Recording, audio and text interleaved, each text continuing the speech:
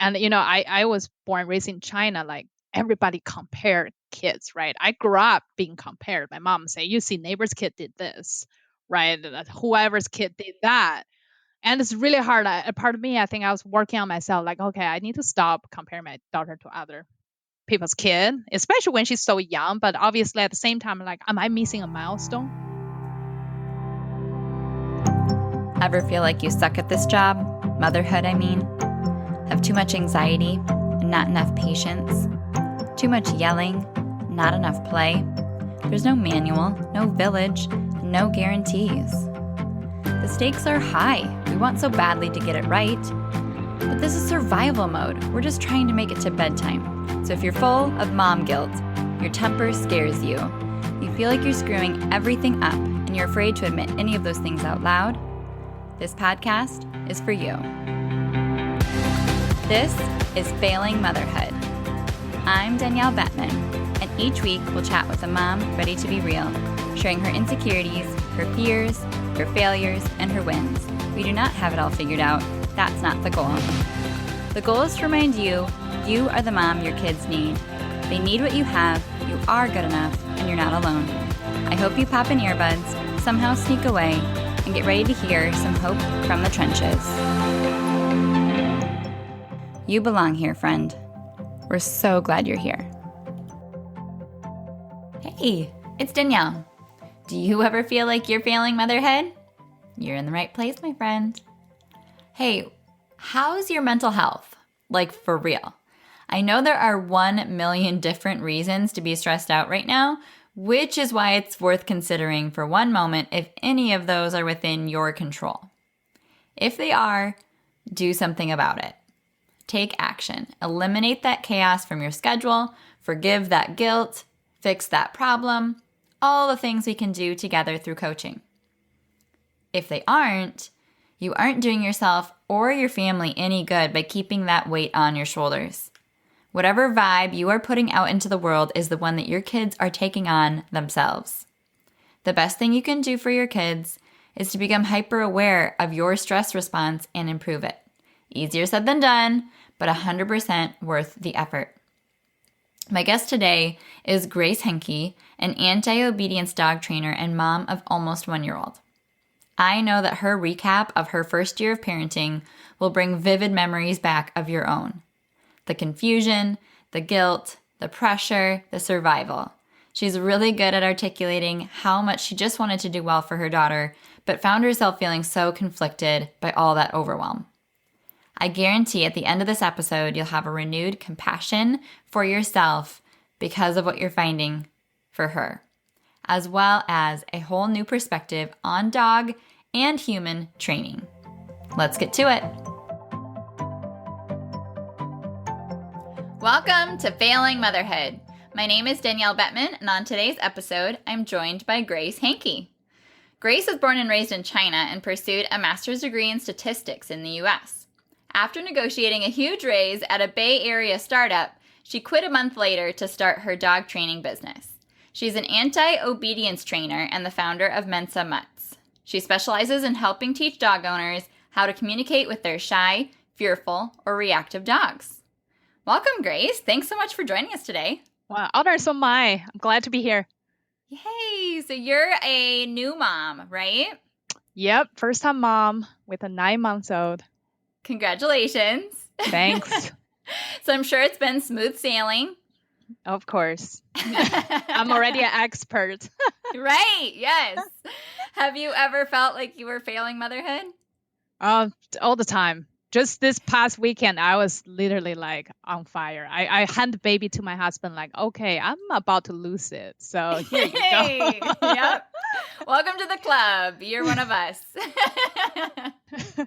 And only one, only one. It's already like this. And I don't know how you guys can handle more than one kid. I'm still need to wrap my head around that.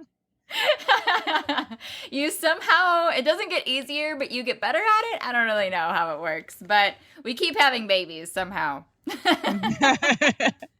I remember having my first newborn, and being like, how would I possibly do this with a toddler? And then a year later, I was doing that. I had a 15-month-old and a new baby. Surprise! Wow. Yeah. I don't recommend it. It was a blur. It was pretty awful, especially recovering from a C-section at the same time. But Oh, wow. hey, I survived, and the kids are still alive, so there's that. Yeah, I think that just kids, just like, well, I don't want to say kids just like dogs. My husband really hates that phrase.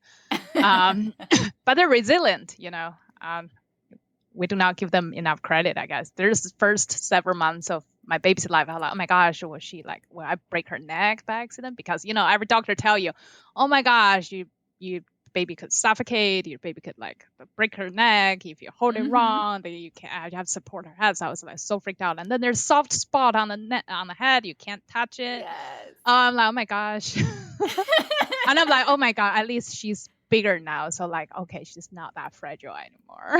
Yeah, it's a lot of pressure when they're so tiny. They're so breakable.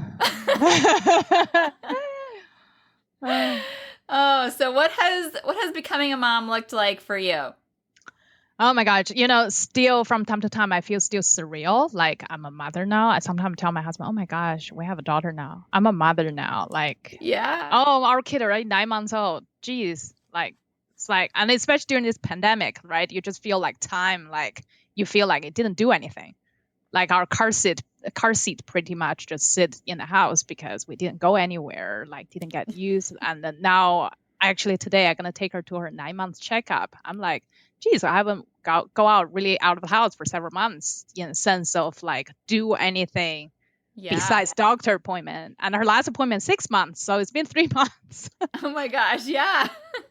So yeah, I just feel like, gosh, and now it's July of 2020 when we record this. And wow, it's like this whole year just crazy. Like, I don't know, just feel like didn't do much, and half year passed, and where we're heading right now, and my baby gonna be hit 1 year old, and then wow, so yeah, you'll be like, what just happened? yeah, right. Yeah, she'll be almost 1. That's crazy. Yeah, that's a huge milestone. I know, and I kept worrying that. My family members kept sending me the text, oh my God, whoever's kid already walking and whoever kid already eating solid food. And she's able to standing right now. She's not able to walk yet. And I'm like, am I behind? Like, you're just like, am I behind? And she's still eating her like second stage food. She doesn't like, big chunk of food yet. She will have this gagging thing going, like really sad. She was like, I'm like, oh my God, are you choking? Oh, no. She's like, and she would scream like when she doesn't like what I fed her. And she just screams. I'm like, you're hungry. And maybe you're not hungry enough. I don't know. Just, yeah. They're so hard to read when they can't communicate. Yeah. And I was like, the people say you do the sign language. So I was doing it. I've been doing it since she's like 3 months old. I don't think she's getting it at all. People say, oh, she was signing back by 6 months. She's 9 months now. She's not. I didn't see anything she's signing back.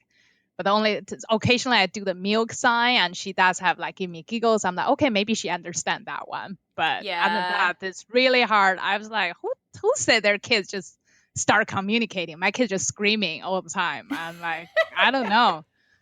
So the comparison game is real, especially around 9 months, because the gap in what's normal, it spans so much, and it's so different kid to kid. But of course, people love to brag if their kid's the first one to do something. Right? Yeah. And this stuff happened since she's little. And it's really hard because when she's little, share a story with you. So the first night we were sent home. So I got induced on a Friday night. Oh, I recommend anybody don't get induced during weekend, like on Friday night. So Saturday, apparently the lactation consultant is not available because she's not working that day. So they don't have it on staff. She only came to visit me during the day on Friday where I haven't had my baby yet, right? And she just kind of talked about what's going on. I'm like, sure. And I was half like sedated and like, and then Saturday came around, and then it's like, no one's available. Like, and then obviously latching was not easy And then it's kind of hurt and some other things, and the nurse try to help you, but they also give you different advice, and they don't know really exactly what's going on. And I got discharged on a Sunday, and back home Sunday night, I think like 9 p.m. or something, my baby just couldn't stop screaming. Like literally she's crying so hard, like for hours. And we're calling insurance, insurance card have like a nurse on call or whatever you call. So I called, we told them what's going on, baby can't stop screaming. And she said, you need to go back to your birthing hospital. And so Sunday night, like midnight, we went back to the emergency, to the to the birthing hospital. They happen to have an emergency department. And then we stayed there for like 2-3 hours. They were able to get pediatrician on staff came over. And then the thing is that, oh, your baby's fine. There's nothing physically wrong with her. And we're like, but she's screaming. How are we going to fix this? And we thought she'd have gas.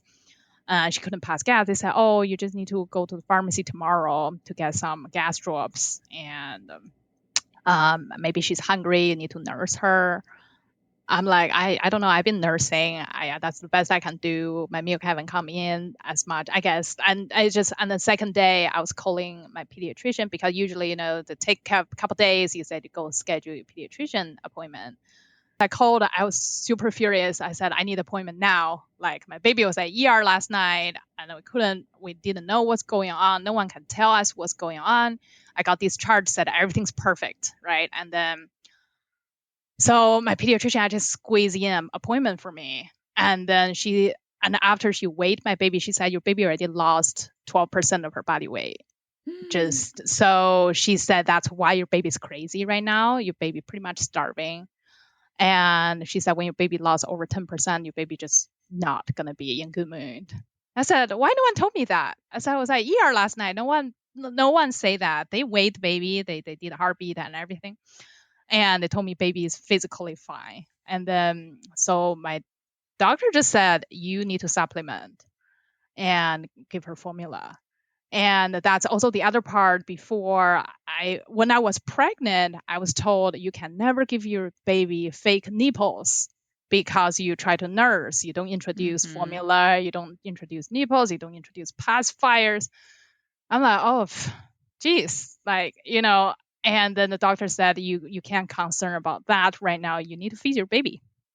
And then so my husband just went out, bought formula right away. And my pediatrician said, you have to come back tomorrow. You need to feed your daughter today and to come back tomorrow. So the second day, she actually gained like an ounce, right? Supposedly gain every ounce per day. And she started gaining weight. And then obviously she's a much better baby after she able to eat. And then my milk started coming in and things start getting easier a little bit. And then I went to visit a lactation consultant, right? And then she actually doesn't have good latch. She have both tongue tie and lip tie. Ooh. And but so the lactation consultant, oh, you need to get surgery done. You just need to go to oral surgeon. They will just cut it. It's so easy.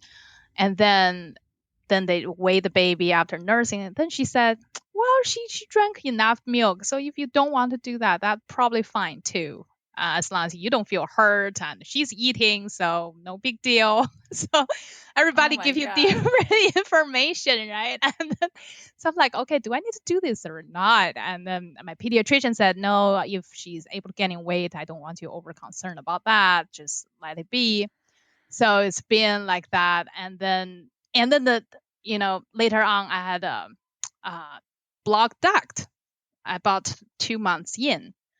Oh my God, I was like, gosh, this is hurt. And I called like 3 lactation consultants that's being referred. None of them can come over. One of them just had baby herself. And the other one, like, she's not taking new patient.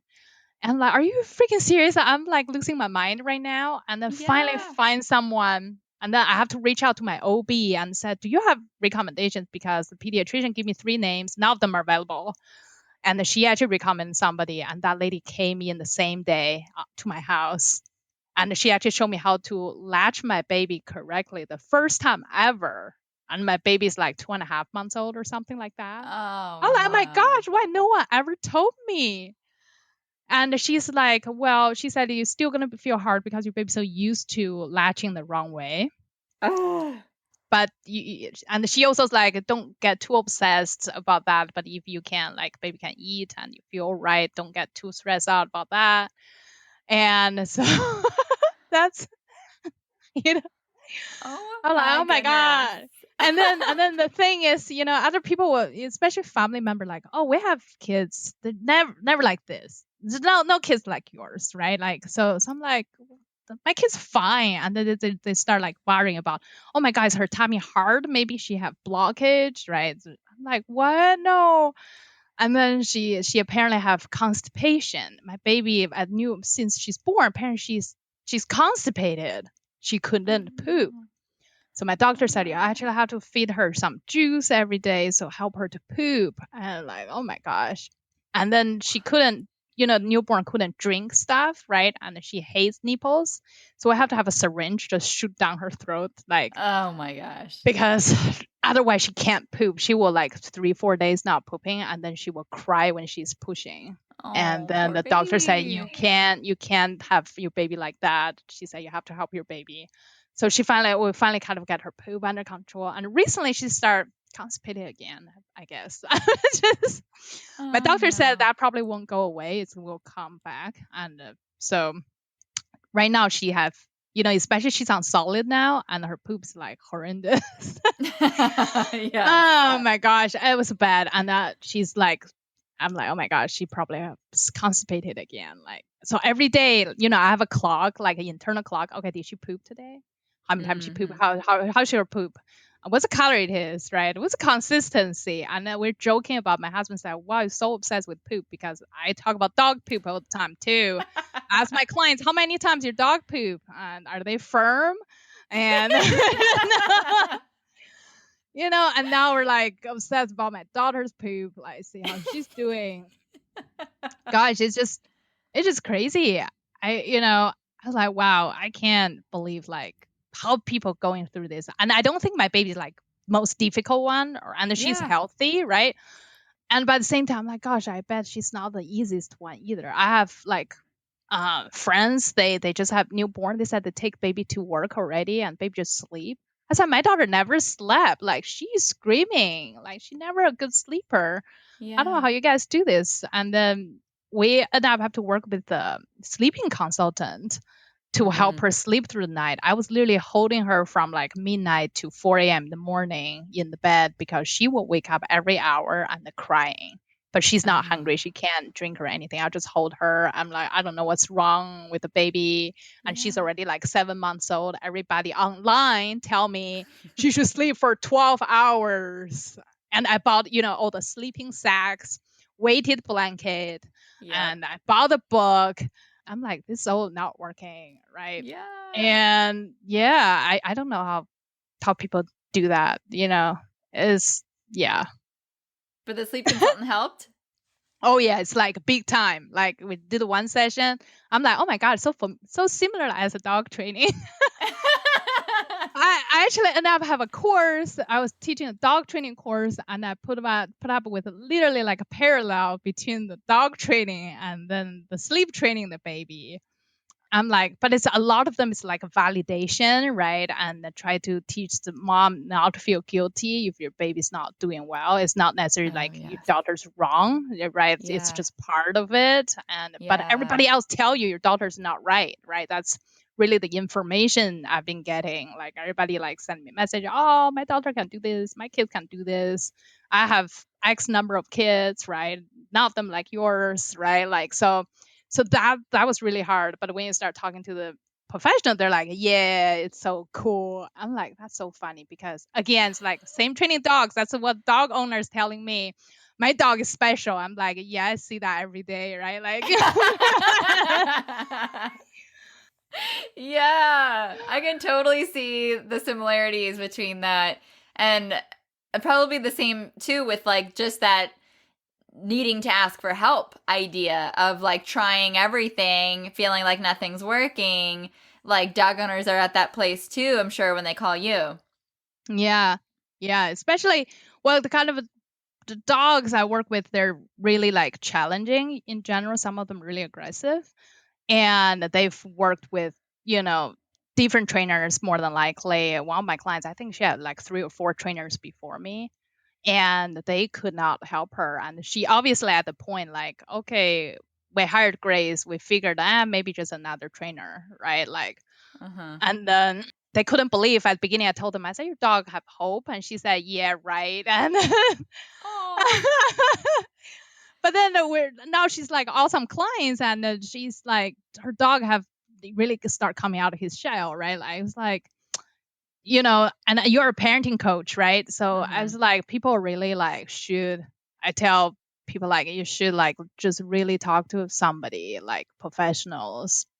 It's important. Like sometimes, people will be like, no money, no time, right? But when it comes to your kids, and I think that's just so important, especially for me. I had this moment of before somebody referred this sleep consultant to me. I was pretty resistant at the beginning because I'm like, I have the book, I can't do it, right? How hard can it be? I said, my daughter was going to grow out of this phase. Yeah. And then I laugh at myself. Sounds just like the dog owners who refuse to get training. And because a lot of people say, oh, my dog will just grow out of it. And the reality is that your dog more than likely will grow into it, won't grow out of it. And then after, I think maybe a month, like 0 sleep, right? I'm at daycare, and at night I couldn't sleep. I was holding her. So I'm like, okay, I'm losing my mind right now. I need help now. Right? And the results pretty instant, like within a week, right? Now she went to bed right now, probably between 8 or 10 p.m. and get up between 5 and 7 a.m. Oh, that's beautiful. So that's like, okay, I get chunk of sleep at night. Which is an amazing thing to have. Yeah, so it's definitely life changing just to have a chunk of sleep. Yeah, so, literally. Yeah. Oh my goodness. Your first year of motherhood has been a whirlwind of a roller coaster. Yeah, and they're probably going to continue to be. And now I don't think she hates diaper change, but every time I change her diaper, she just screams on the changing table. I think she doesn't like to be laid down, right? She feel like, I don't want to go nap, right? And then she just kicking. Yeah. I'm like, this is not helping. And then now it's so hard to put diaper on her. She can twist and turn now, and she knows how to flip over. So when you try to put diaper on, she just turned and hey, don't flip over. I haven't put diaper on you. And and I have to like trick her with toys. Like, here's your rubber ducky. Can you just lay here for a moment so I can put just diaper on you? I'm like, I don't know how other moms do this. And, and I remember when my daughter first started flipping over, again, family member would be like, did your daughter flip over yet? She has not yet flipped over. Oh my gosh, can she flip from back and forth, tummy to the back to tummy yet? I said, no, she only can do one side and only from back to tummy. She can't flip the other side. Now she's like, just flip whenever she wants. I'm like, oh my gosh, when did you get this ability? Yeah. So did all of those conversations and that like commentary make you doubt yourself, and doubt your daughter? I think definitely part of it's like you feel like are my daughter all right? Mm-hmm. And is my daughter behind, right? All this milestone that tell you between the months, this month, like including now I'm reading, oh my God, your daughter should be able to drink from a sippy cup now. I'm like, no, my daughter can't drink from a sippy cup right now. She absolutely hates it. I try to push the sippy cup. She's like, fight me for it. I'm like, come on. I don't know. And and then back then it's like, oh, your daughter at this age, your daughter should leave her head and should be able to flip. I'm like, no, she to kind of start flipping, right? But not yet, right? But kind of for her, she always take a little more time. She's still obviously in the average range. Mm-hmm. And I still remember I went to the doctor appointment when she's 6 months old. Doctor came in, she's chewing a thing. I call that chew toy, obviously called teething toy. But having a dog is just like, where's baby's chew toy, and then that she will be like, and the doctor came in like, oh, I'm really happy where your daughter's at on her development stage just by the fact she's doing that. I'm like, oh, thank God. Thank you for telling me that, because I felt I'm behind. Like I constantly feel I'm behind. I think now I'm a little better. Like people literally send me videos of their kids walking, and their kids also like 1 month younger than mine. And Oh gosh. I'm like, oh, she's not walking yet. Mm, good for you. Yes. Right, it's so Good. hard. I have to tell myself, my daughter's fine. She's gonna take her time, and then crawling baby is smarter. Come on, that's That's a lot of pressure. yeah. I think social pressure. It's really, I think nowadays, especially internet's available, right? That's make Yeah. it worse. Same with dog owner, right? I just can't Mhm. help myself to relate, and Mhm. sometimes it's like, I'm sure you'll have clients that they just read things online and they got frustrated. They think that's what it's supposed to be. And same applies, right? People online, like I read all those. Oh, my daughter, after I bought this sack, my daughter sleep from 0 hours to 12 hours. Oh, it's Mhm. magical. So I bought two and it didn't change a thing. Ugh. I'm like, okay, it's not a bad product, but that's not magical at all. Yeah. Um, but that's the thing you're reading online, and they tell you, when your baby's 6 months, they should sleep through the night. I'm like, no, my daughter didn't sleep through the night. So it's really hard to gauge where you at because sounds like people's kid are all so advanced. Mhm. And I was born raised in China, like everybody compared kids, right? I grew up being compared. My mom say, you see neighbor's kid did this, right? Whoever's kid Yeah. did that. And it's really hard. A part of me, I think I was working on myself, like, okay, I need to stop comparing my daughter to other people's kid, especially when she's so Mhm. young. But obviously, at the same time, like, am I missing a milestone? Yeah. That's like I like constantly ask, am I missing milestone? And my daughter hitting the milestones? Does she have a development problem? Right? She gaining weight, or she didn't eat that much. At beginning, introducing solid to her was horrible. Like she just not eating, and I also hate wasting food, but it's so hard once Mm. you feed her, you just have to throw away the rest. And I never know how Yeah. much I should take it out. Yep. Like, I think within a week or so, she start like eating like a little hungry wolf. Oh. like, so I'm like, okay, so she's normal. Like, like, Yeah. okay, she's fine. And then I introduced this new thing from Gerber called ham and gravy or something. I fed Ooh. her, and she's like, "Bah," like, give me the gagging song. Oh my gosh! I said, what did I do? And then I said maybe she doesn't like it. I'll try the second day. So second day I give her something she usually likes, and then I switch to that. She just instantly starts screaming and then just threw away the spoon and everything. She has a temper. I'm like, oh my god, she really hates this thing.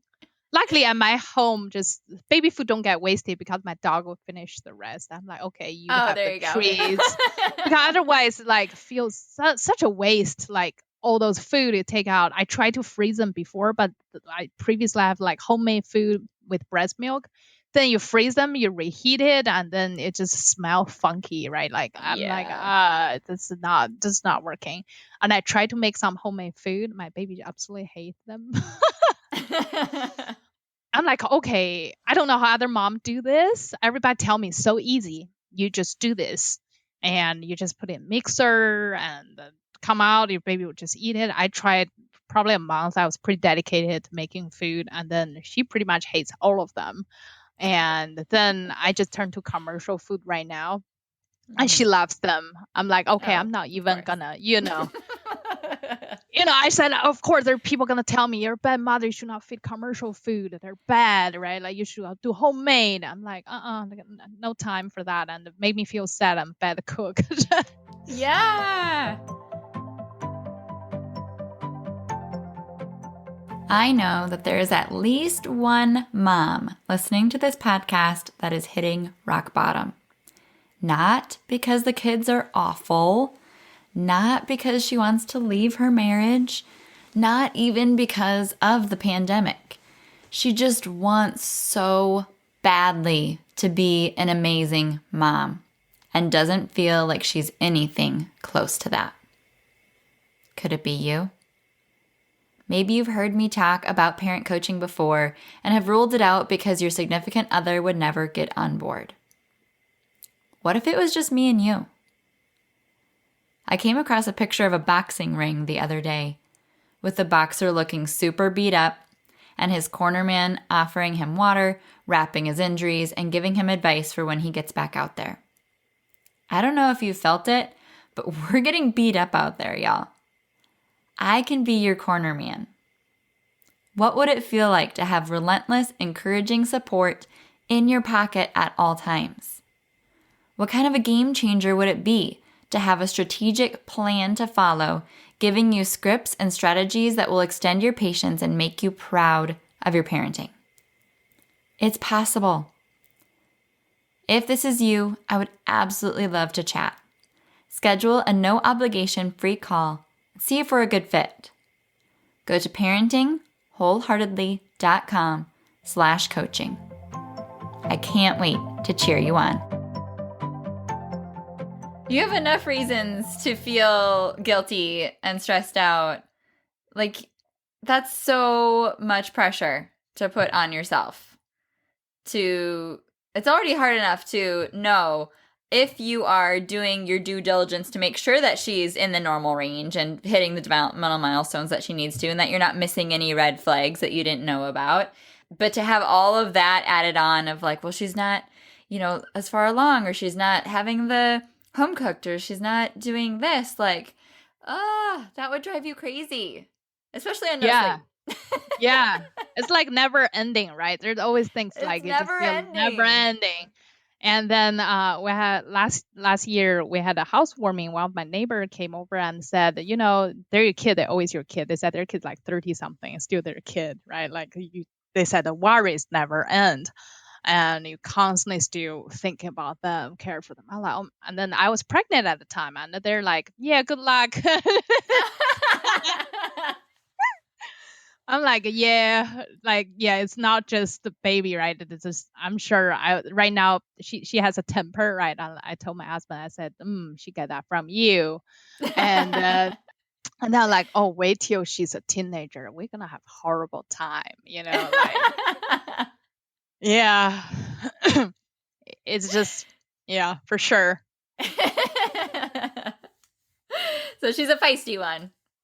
Oh, she is. And one day we talked to the sleep consultant. She said that my baby's what she called a sensitive as a temperament. So she, like, we hold her, she falls asleep. The moment you put her down in the crib, she's waking up. She's like, she knew, like, okay, I'm not being held anymore. Yeah. And then every time her dad talking, she wake up, like the sound just woke her up for some reason. Oh, wow. And just things like that. And then my dog's nails are recently a little longer. Since I got pregnant, I couldn't trim his nails as often. So he would tap floor and she will wake up. Oh, and so, yeah. That so is sensitive. I'm like, oh my gosh, my daughter have good ears. That's a good thing. And so, you have to like think positive about the thing. And then the dog, and then the sleep consultant also very encouraged that, baby sensitive, usually they notice small things. It's just a temperament. Everybody has a different personality. That's your daughter's personality. And then she also mentioned that's part of why your baby needs sleep training more than ever. Like, it's because that's kind of caused her not able to sleep. And then, but once she's sleep trained, she's going to be a much better baby, just because she used so much brain cells to busy with those things. She needs actually more rest. Sounds just like dogs. Yeah. No, that makes sense. And once you know more about your child, then you can stop listening to all the advice as much, because there is no one size fits all formula or rubric for parenting. And that's what makes it so complicated and frustrating. But once you really feel like you get to know who your kid is, then you can be more confident. Then you can know, like, this is going to be the right thing for them, or this is something that I'm not going to worry about, or something I'm going to worry about because it's very, like, outside the norm for this child. But then that's why siblings are so different too, which is crazy because you can be doing the same thing with another child and they react totally differently.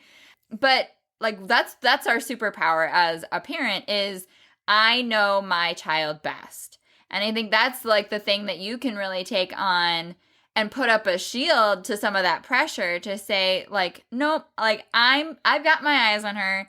I see her day in and day out.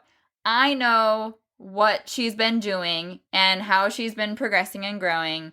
And if I feel concerned in like my gut, then I'll reach out for help. But like, other than that, she's good. Yeah, she's good. It's I like this you said. It's because again, it's just I tell my dog training clients, trust your instincts. You know your dog the best.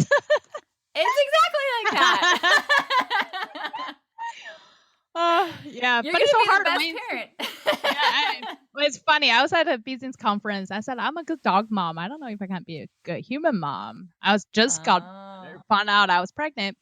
And then they're like, yeah, you're going to be just fine if you're a good dog mom, right? Like you'll be fine. Sometimes I think it's just hard to win yourself. Like you just not able to see it. That's why you have like a kind of outsider looking in like, okay, here's where you're at. Yes. Because you get so involved in this and then with the pressure. I always tell my clients for dogs, it's the social pressure, right? Like your dog's barking and that my client said that the neighbor would think we're horrible people because I have horrible dogs. And I bet kids probably even worse. Oh my gosh, those kids that, right? Yes, that's a huge thing. When you have eyes staring at you at Target, like what is your child doing? What don't you have control over them? Yeah, so that's and part of it obviously working on that, right? As you find training, you try to get support, you do try your best, but at the same time they're living creatures, right? They have their problems and they continue gonna have problems. You fix one thing, something else is gonna come up. And it's kind of like constant reminder in a sense, like because I laugh at myself so much when it comes to my kid, because I'm like, oh my gosh, I do the same thing like my clients are doing with their dogs, and I can't get myself out of it. I still in it, right? Like then I realize, okay, I just did that. Like yeah. But if you don't have that awareness, if you don't take that step back and be able to see like, oh yeah, I'm getting into that pattern and I need to get myself out of it, like it's so easy to stay there and be so involved, not really being able to see what's the actual problem. And so I'm sure that will be so valuable for you when you start to make those comparisons and see, oh yeah, yep, that makes sense because I was feeling that social pressure when I was out and I was really worried about how she was acting. So what would I recommend to a client? Okay, yep, I need to take that advice. Yeah, I mean, for sure. Like today, I was gonna have her doctor appointment. I was trying to adjust this baby carrier thing, right? She got so big now, she does not want to stay in the baby carrier. She will like fight out, like she can get her arm out of the straps now. I'm like, Jesus Christ. And so this baby carrier is supposed can do a hip carrier or whatever. So this morning I was manipulating it, try to see if she can be sitting there. I'm like, okay, I'm gonna try this afternoon. I said my baby probably gonna cry there and like a maniac. But then I tell myself, well, they've seen it all, so they're not gonna say like your baby's bad because they've probably seen worse. Exactly. Yeah. Yeah, but it is hard because we do feel like they are our report card. Like, we can know that we're doing a good job if they're being good. And it's hard that we have to, like, detach ourselves from that to say, like, they are their own person. They're going to have their own voice and their own personality and their own problems, and we can do our best. But that doesn't mean if they do something bad or if they're crying that is a direct reflection on us being a good mom or a bad mom. But that pressure is there. I'm so glad you like reassurance that, like really mention this. I think it's really about constantly trying and working on that's one thing. The other thing is sometimes the outcome may not be as linear, right? Like same again, back to the dogs, right? Right, my clients will be like, I try so hard, my dog doesn't seem to be improving. And then we go down the small things like, did your dog used to do this? And they're like, oh, my dog's much better at that. But as human being, we tend to focus on the negative things, right? My dog's still bad, right? My daughter's still bad. Like sometimes I would say, oh, she's a good sleeper at night. But then like, oh, she's a horrible napper during the day, right? She only take probably like 30 minutes nap. And then she would be up screaming. I'm like, oh my gosh, I haven't even started washing dishes yet. And then she's up already. Yeah. And then the next round's like, oh, please went down so I can do laundry. And then, you know, so yeah. And then, but at the same time, like, at least she's a good night sleeper now. I mean, that's a probably biggest challenge in our lives right now is sleeping at night. And that's, I said, well, during the day, we just kind of have to work through that. And she might be just not sleeping that much.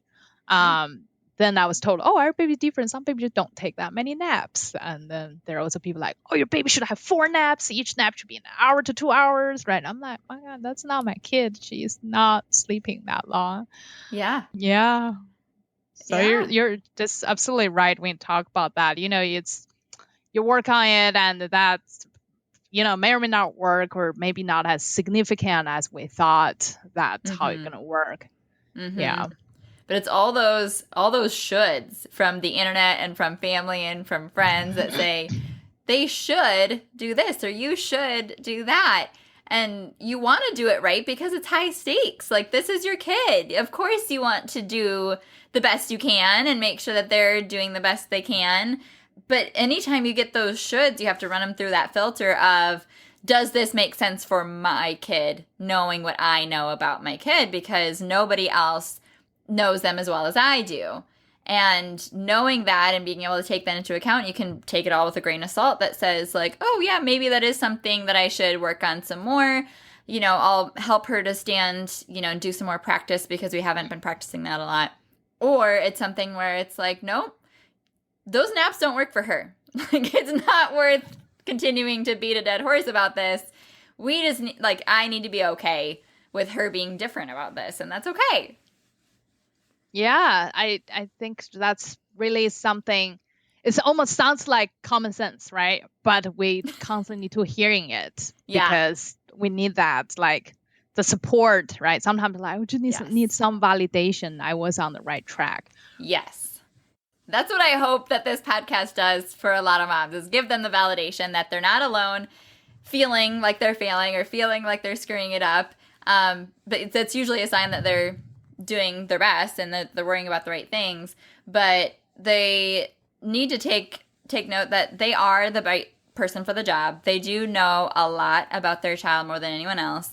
And they, as long as they're listening to their own gut, they're doing the right thing. And as long as they, you know, keep tabs on things and listen to red flags and seek help when they need to, I mean, really, that's the best thing you can do.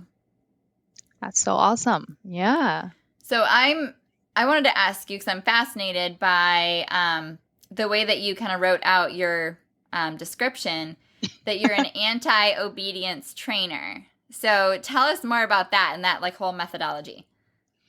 So, you know, most of people when talk about dog training, right? People in the mind, first thing is obedience training, right? And I'm not saying obedience doesn't have its way of helping and stuff like that. My personal dog's really obedient. I took him to a very, you know, the dog trainer actually training military dogs to get him trained, right? But at the same time, I happen to have a Taiwan dog. It's actually super popular in Bay Area in California, and I think also in Canada recently. It's the Northern America kind of popular dog. They're actually a street dog, like feral dogs from Taiwan. And they live on the street and in the mountains, and the people rescue them to find them and then try to adopt them out. Now, I was kind of co-hosting training for those dogs for like 2.5 years. And what I see is those dogs will go through obedience training, but they still have behavior challenges that they can't overcome. And that's when I really I was pretty successful with my personal dog. I was at the point like, what could be missing? Why those people went through the same program and come out, dogs they're still struggling. And then they felt they did everything they can. They're like, I have paid the best trainer that they can find for obedience training. And my dog's super obedient. But when come to reactivities, like say there's a dog on the other side of the street, your dog just start lunging. You can tell your dog to sit, right, and to stay. Mm-hmm. The dog may try to like listen, but they can't help themselves but lunge at the other dog. So that's a part of like, okay, the way I start looking into like different trainings and try to find what's missing gap. And I think I finally like, okay, so part of it is really the communication between the human and the dog. When I through my training, I really feel like I can tell you like, oh, me and my dog have a special connection. Like I know he's my dog. At the point is like sometimes I joke, I say he's so stinky, right? He need a bath, he stinks. I'm like, oh, I just smell it. I know which dog is mine. Like and I said, yeah, he knows which one is his mom, and I know which one is him, right? Like I said, we know each other. You're my dog. And I think a lot of owners go through trainings that they don't actually feel that way. There's this the part of about obedience training is really a lot of command. You do this, you do that, you do this, right? And they're not much more for me. I feel the communication more of a one-sided. You tell the dog do this, and we really kind of like not really ask dog how they feel about it, or if they can do something else that also reach your goal. Obedience training from a lot of my clients, my feelings, they see it as black and white. There's right or wrong, right? But in dog training, I think just like raising kids, there's really no right or wrong or no black and white. I said, there's a lot of gray area. And there's no such thing as 100%. You're going to do this, going to 100% do that. No. And then I started really helping. I told people, I said, I believe that the dog's behavior is a reflection of their mind. And most of the very reactive, even aggressive dog, I say in reality, they're really fearful. They're really skittish. And the way they showing their aggression is just a way of acting out. That's just a symptom. Now using obedience training, it's kind of like you suppress the behavior, like you don't do that, right? It's like kind of like that. Yep. But you're not really working on the dog like, okay, how I can help your mind to really see what we call perception modification in science term, like really see the things differently, that you see this make you feel different. Yeah. Like when you see a stranger, you used to be scared. You have to try to bite the people because you're so scared. Now I want to tell you the strangers are safe. How I can actually show you that. I think it's more beyond just what people like click and treat, right? A lot of people have a cookie. Oh, you just feed dog a cookie. And so in my training, I do a lot of relaxation work for dogs. Like teach a dog to learn to calm their mind. I say if your dog's mind is calm, then the behavior will follow. Right. If your dog's like, I said, I always use examples, say, in a fire, right? We're probably going to freak out. What happened if you freak out, you froze? Then you become useless. Things just get worse, right? Now, why the firefighters are able to solve problems in such a situation? Because they're trained that way. They went through the drills. They're doing their mind work. Okay, they understand standards, but they're not freeze, right? Because they trained that way. I said how we can help our dog have that mindset in the situation that they don't feel comfortable. Like if they can calm their mind, like, okay, I'm about to freak out, but I can catch myself and relax myself. Then I don't have to freak out, at least not freak out as much. And that's when I think the really communication between the dog and the owner come in, because most of my clients will tell me, Grace, we feel our dog listens us better now. But not necessarily like they listen better. They really feel they're being understood. I think a lot of the obedience training, it's not, they don't actually seeking what dogs interpret the thing. Yeah. And then the other thing I think it's misleading, I think in the whole industry as a whole, a lot of trainers do obedience training. They always constantly tell people, if your dog has a problem, you have to go do obedience training. And obviously dog owners think that's what they have to go through. But in real life, sometimes I said, so if there's a dog passing by, what do you want your dog to do? They will tell me, I just want dog not bark, not lunge, just chill. They do not want their dog sit on the ground and stay for 10 minutes. That's not what they're looking for.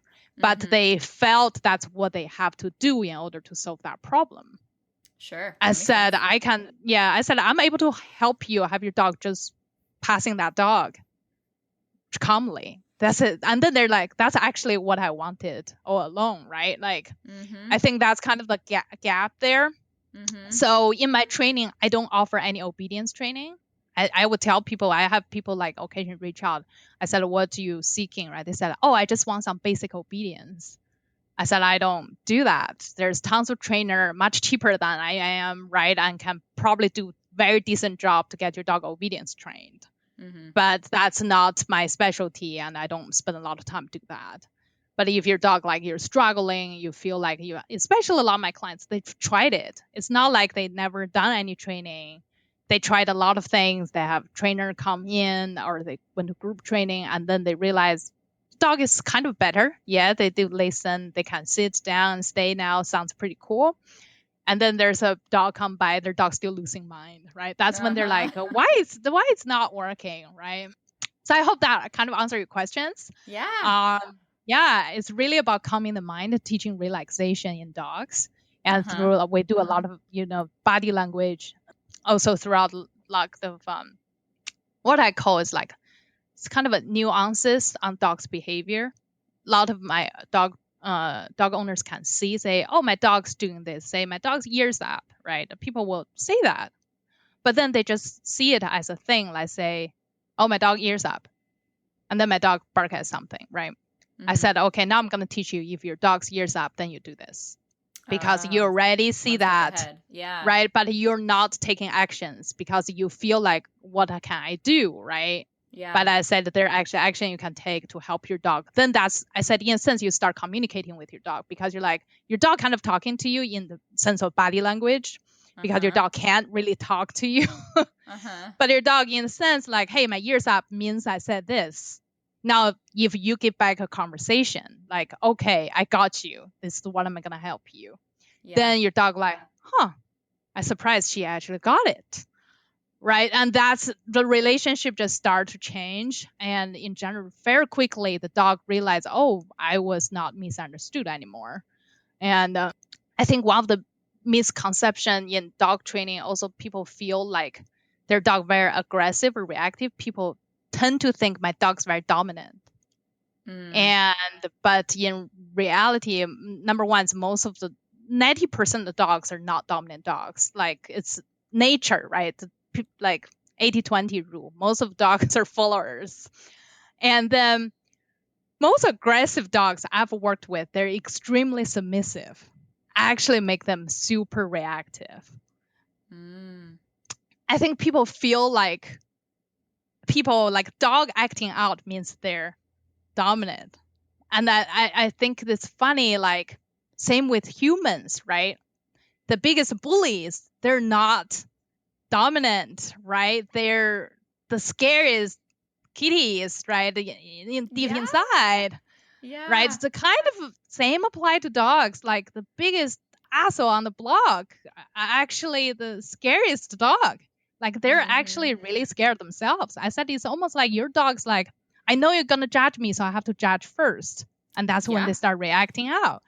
And I said, but when we see people, we understand that. When we see dog, we feel like, oh, my dog must be the biggest leader on the block that's telling everybody, go do their thing. I said, no. I said, that's really not what's going on. And I think that's also the part, once the dog owner is able to recognize that, realize, oh, that's, again, some communication, right? Because before they thought it's completely different. Now they finally get it. Totally misunderstanding. Things start to change. Yeah. So...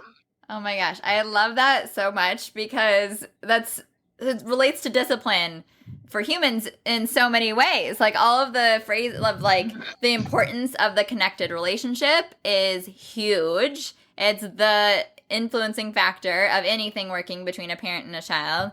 And the behavior, the aggression being the symptom of a deeper issue is 100% how kids act. And there's becoming a bigger paradigm shift now with parenting, where the influence of the importance of obedience and compliance is being questioned, thankfully, where we're starting to realize, oh, there's actually a lot more going on with that child, that if we look at those things, those deeper issues, and solve those problems, we eliminate the need for that behavior ever to happen in the first place. And so I help parents dig deeper, figure out where are the disconnects of the skills they haven't learned, or the needs that they don't have met, or the ways that their mind isn't regulated, and we work on those problems. And then when we work on those problems, the behaviors go away, and it is much less reliant on the, treats and the, reward charts and the punishments,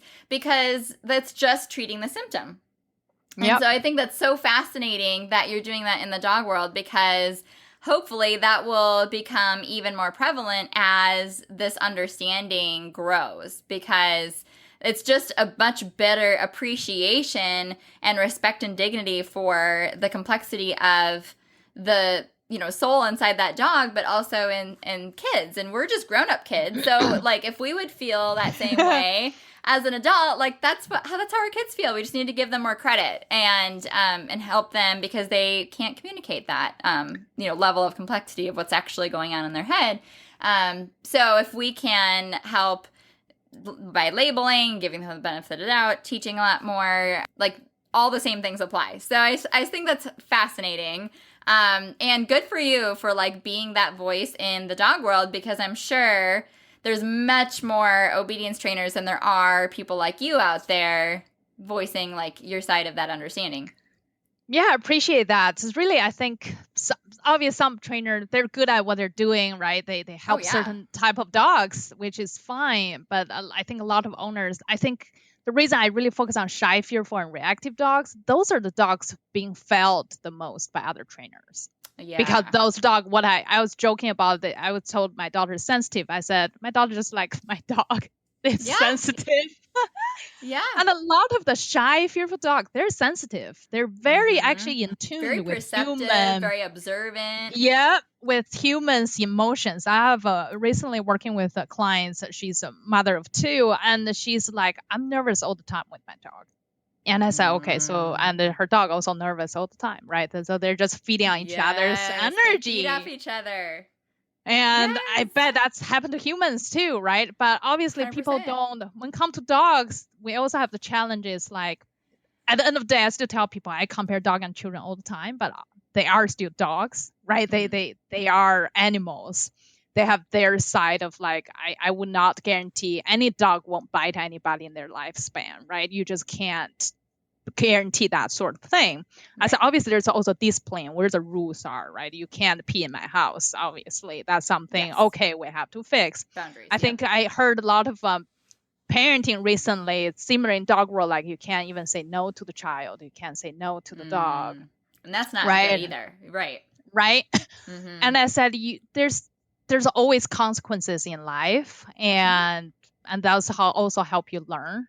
Mm-hmm. Right. And then so yeah, I think they're also everything. I bet there's other parenting coach will probably have very different approach than you. Yeah. Right. Oh, yeah.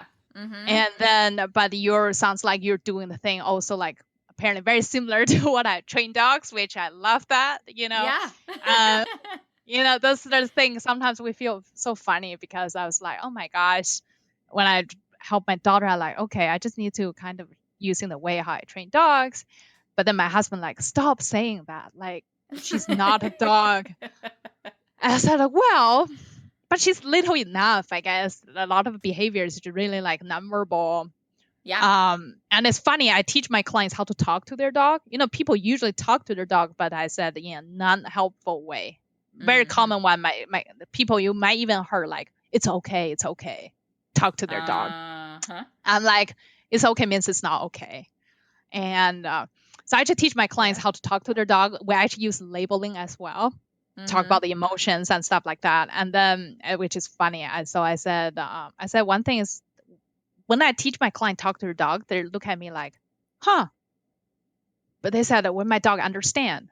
I said, but if you have children, you talk to your child. Do you ever care she or he understand what you're saying? Even when they're not talking? They're like, no, because you just talk to them. Yeah. Right? You don't overthinking, oh, she won't understand. I won't talk to her till she's 5 years old. Right. You never, that never crossed your mind. But when I teach you how to talk to your dog, like, oh, well, my dog understand. Why would I do that? Right? And like, come on. Like, and I have clients also like saying they feel having a dog so hard, right? And she happened to be a physician, doctor, and a mother. And I asked her, I said, that can't be harder than raising your child. Let's just be real about that. There's no way having a dog going to be harder than your kid. Well, obviously, some people probably disagree with me. But come on. And I say you're also a doctor. I bet you anything right now, if I say you have done something, say deliver bad news to somebody, they have such a hard time. And Yeah. that's probably in your mind. She said, yeah. I said, yeah, cannot harder than that. Cannot be harder than that. Yeah. Like, you have a dog. Come on. We can get this through, right? Like, it just, I think Yeah. sometimes, again, back to social pressure, like just so many things, what you're supposed to do. Come to your dog, come to your kid. Yep. And then we just like, in a sense, almost overcomplicated it. I guess that's kind of how I feel about it. If people just say your daughter just grow as it's how it grows, right? I probably like, okay, I'll be fine. Don't tell me the range. Just tell me, okay, if she still can't walk by year old, maybe that's something you should worry about. Instead of Still saying, not oh, even she then. should, right? You know, Yeah. just example, right? Instead of Yeah. saying she should start walking as early as 3 months. I'm like, no, right? You know? No. That's when you're like, oh my gosh, I'm so behind, right? Yes. If you can just like trust her to do her thing, and like whenever it happens, then yeah, you'll have way less stress about it. And like you talked about, like when you're feeding off of that bad energy, when a parent is anxious and worried and stressed out, that definitely translates. Like our kids look to us and they read our face and they vibe off of us and they become us in a lot of ways. So the most important thing a parent can do is focus on themselves and their own mental health, and like having a really good perception of what's going on in a very healthy way, because that translates 100% to their kids. So I think that's a huge aspect of parenting that's overlooked, is just how much it's about the parent and not the kids. Like I always joke that it's not called childing, it's called parenting, because it's about us. Oh, I love that. Except, well, people always say dog training is about training the humans, right? I said, I think more so it's really not about training the human, really understanding the dog owners and help them understanding themselves more so, because as human, our challenge also with projecting. That's right. Come to our child, I bet that happens too. And come to our dogs, the same. And when it's come to our dog, that also create problems when you're projecting on the dog, because they start feeling bad for the dog, right? They have hard time disciplining the dog, and then they couldn't really see it through, right? And then that's when usually come out as something emotional, challenging actually within the owner themselves, not actually have nothing to do with the dog. So I bet conscious parenting. Yeah, that's probably 100%.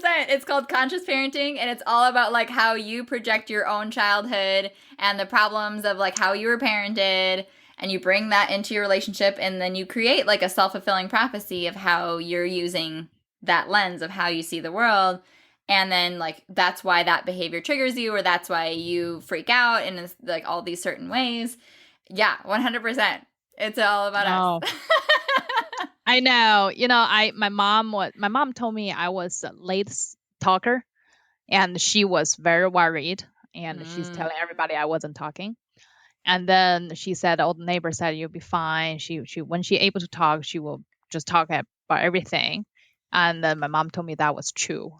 Once I start able to talk, I start like I couldn't stop talking. Apparently, my dad actually used to pay me $1 if I don't talk, keep quiet during dinner time. That's how much I talked.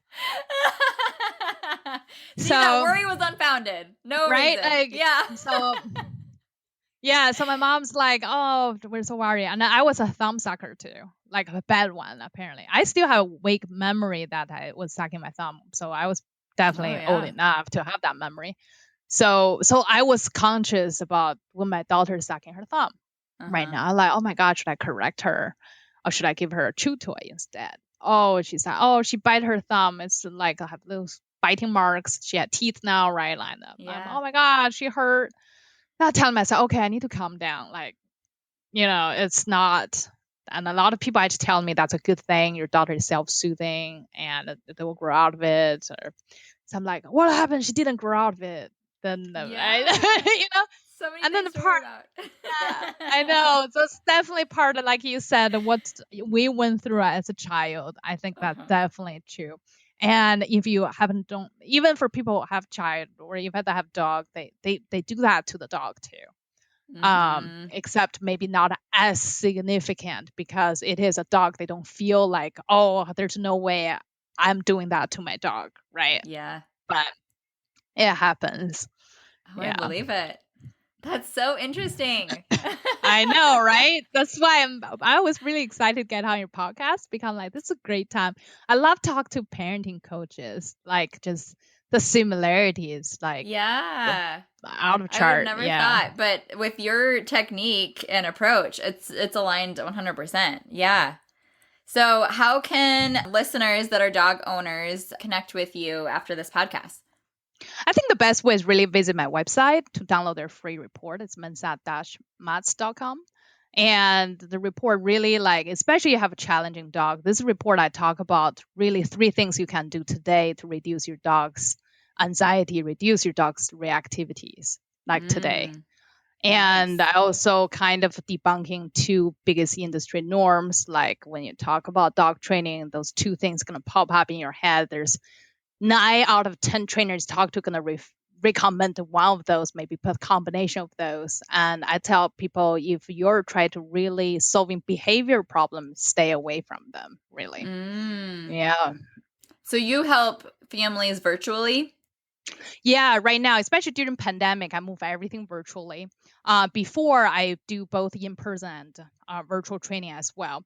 One thing is my training mostly what I call hands off. I actually rarely touch my client's dog during training, even when it's in person, Mm-hmm. because actually, number one, I work with a lot of quite dangerous dogs, so without touching, actually safer for everybody. Mm-hmm. Number two is really, I said, my goal is really to teach the clients to do the thing. It's not me working with the dog. It's like I Right. teach my clients, you see your dog do that, this is what you're going to do next. So they're really getting a hands-on experience because they're going Mm-hmm. to go home, spend the time with their dogs, and I won't be there for them. Right. Right. I said, if they come in, I handle the dog, I do everything, I hand the dog back to them, they still don't know what to do when they're back home. Yeah, that's wonderful. And so when it's moved to online, it's kind of like pretty smooth because I didn't really need to reinvent the wheels. Mm-hmm. I already been doing that as hands off. One of my clients did the online workshop with me. She said I was surprised because she was skeptical. She's like, I doubt, what can you teach me if you don't see my dog? But Mm-hmm. then she's like, oh my gosh, the entire concept is different compared to what she knew before. Right. So that she's like, oh, actually, me seeing or not seeing the dog actually doesn't affect her, how she able to help her dog at all. So Yeah. yeah. Which totally relate because I never see my clients' kids. Yeah. I only talk to parents one-on-one, and they are the experts on their kids. They report back. We can talk about everything without me ever needing to. I mean, there's times where I've worked with a client for like 5 months, and then we're finally like friends on Facebook, and I see a picture of their kids for the first time, which seems so bizarre because we've been talking about them together for so long, but like it works. Yeah, for dogs, I tell my clients sometimes if they feel they need to take a video, they can send to me, hey, my dog had this Mm-hmm. behavior, very Mm-hmm. specific, or they're working with a dog, but maybe their timing wasn't right. So I said, just send me a video, I can see them and I can critique you on what's going on. Maybe your timing's not right on delivered food or something like that. Yeah. But most of the training been done just online because really about, just like you said, they describe the challenge and Mm-hmm. we go through like what their lifestyles look like, what their dog have been doing, what we can do. And then so really it's kind of a process going through that and help the dog. Yeah. Yeah. Makes sense. Awesome. I highly recommend your approach, though. I hope that if any listeners are having struggles with their dog and they resonate with that whole idea of them being, fearful or them being aggressive, I hope that they reach out to you. I'll have all those links in the show notes for ways to connect with you. But then the last way that I wrap up every episode is I ask every guest, how are you the mom that your daughter needs? Oh, right now? I don't know. Mm-hmm. I don't know if I'm the one she needs, but she wants me all the time, so I must be doing something right. That's a great Or sign. And my husband jokes because I milk, right? Yep, that helps too. Right? My daughter like, mama, right? But I think part of it is really, I think I grew up, especially the culture and my mom's personality, and she grew up in a very hard time. She grew up in Cultural Revolution, and she went through a really hard time. So when she raised me, there's a lot of negativities on how I grew up. So I think part of me really like, I constantly like remind myself, I don't want to repeat that to my daughter. But obviously I know I'm still going to make mistakes. It's still going to be hard for me, but really how to allow my daughter to be her own person. And really, and she, like I mentioned, she has a temper. I said how I can help her when she grow older, like understand how to deal with her own emotions rather than just blow up all the time. Yeah. So she's not acting crazy. But I said, I was telling my husband, we need to help her when she's like understanding her emotions. We start actually labeling now, oh, you're frustrated and you're crying and you not like the food, you want something else. Right. So, Yes. and as we're just trying, even though she just kept screaming anyway. But part of it, we're also proud of her because she apparently knows what she wants. That is a good thing. Yeah. She's not getting it. She's letting you know, I'm not getting what I want. You better give me what I want. Otherwise, I will give you a very hard time. Good for her. Yeah. Yeah. No, it sounds like you're such an amazing mom. You need to give yourself more credit. I think you have really, really good instincts and background to be able to have a lot of strategies to apply. And I think you'll have to tell your husband that, like, he just needs to pay attention every time you're making a correlation between, like, it's just like what I do with my dog clients. Like, it works. It's the thing to do. And you're right. So there's that. I know, right? Yeah. Yeah. Well, I'm so glad that you came and you shared your time with us today. Thank you so much for all of the stories and just being able to share so openly with us. I really appreciate it. I'm so glad to be here and glad to get to know you too. I feel like Grace did a great job promoting the anti-obedience human training that I do. Isn't it fascinating, though, how much we're learning and how much credit we can give our tiny humans and furry friends? When they feel better, they do better. Next episode, you'll get to hear from Jamie Cooper, a mom working really hard to maintain strained relationships with her parents and struggles with boundaries. I'm sure you can relate. Do you feel like you're getting beat down by 2020?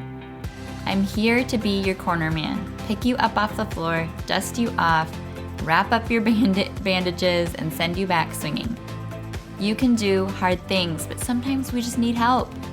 Go to parentingwholeheartedly.com/coaching to learn more about how I can help and schedule a free call. Thanks for coming on this journey with me. I believe in you, and I'm cheering you on.